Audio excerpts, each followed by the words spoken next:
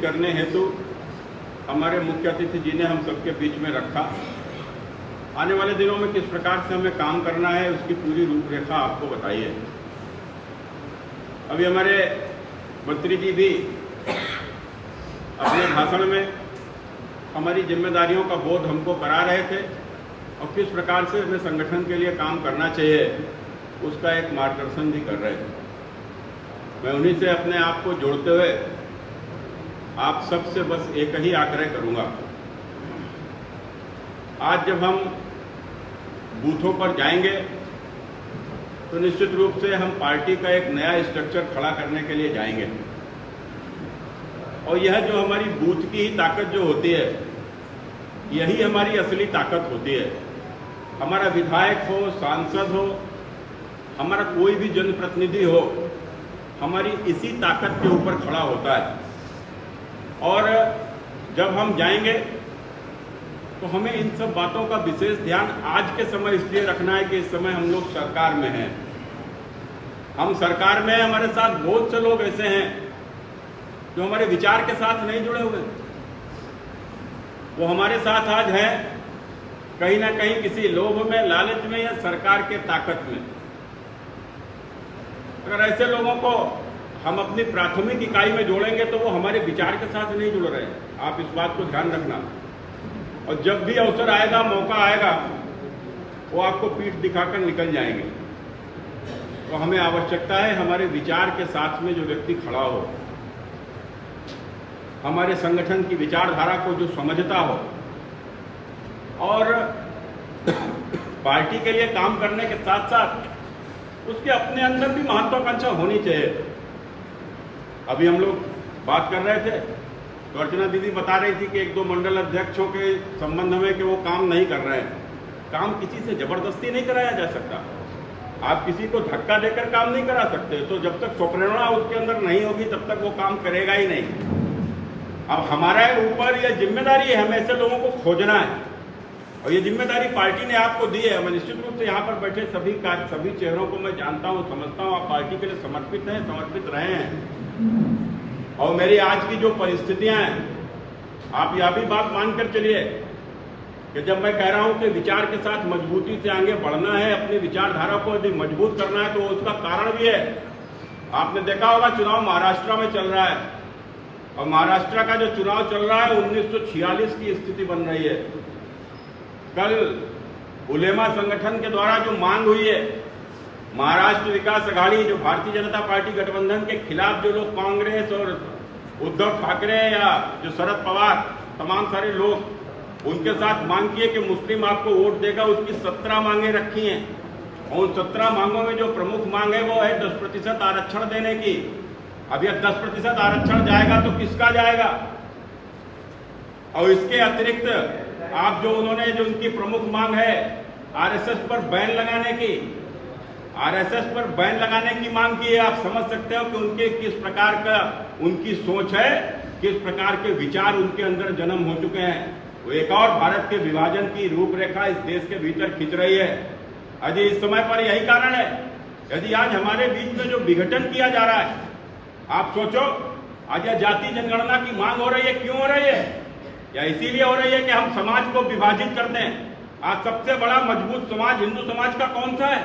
आज हिंदू समाज में सबसे मजबूत समाज है तो वह पिछड़ा वर्ग का समाज है, इसलिए क्योंकि सबसे बड़ी आबादी है। लेकिन इस पिछड़े वर्ग में देश भर में 30,000 से ज्यादा जातियां हैं, 30,000 से भी ज्यादा जातियां। अब बताओ, 30,000 जातियों को आपस में बांटने का यदि षड्यंत्र होगा तो निश्चित रूप से हिंदू समाज तो कमजोर होगा ही होगा और उसका सीधा लाभ किसको मिलेगा आप आसानी से समझ सकते हो।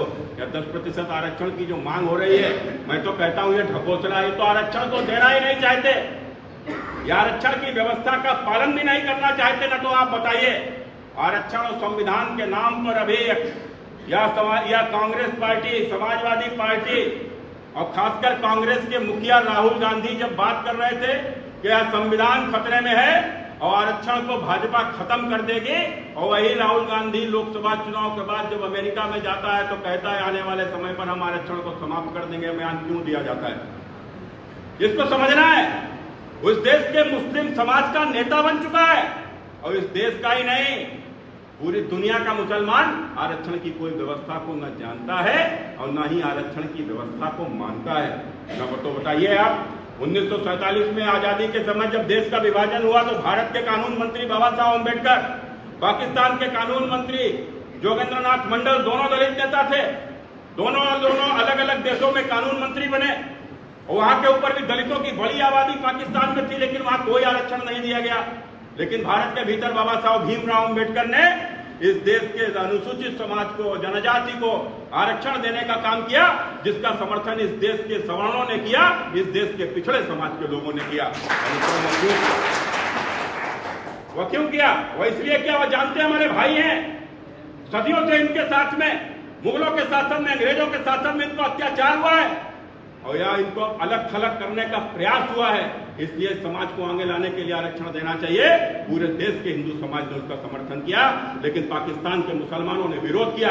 और आरक्षण तो छोड़ो, आरक्षण की तो बात ही छोड़ दो, उनके बहू बेटियों का सम्मान भी जब सुरक्षित नहीं हुआ, जबरदस्ती उनके साथ निकाह होने लगे, धर्म परिवर्तन कराए जाने लगे, जिसका विरोध जोगेंद्र नाथ मंडल जी ने किया। लेकिन उसके बाद भी जब वह उनकी बात नहीं मानी गई तो वह आखिर में व्यथित होकर उन्होंने वहां से इस्तीफा दे दिया।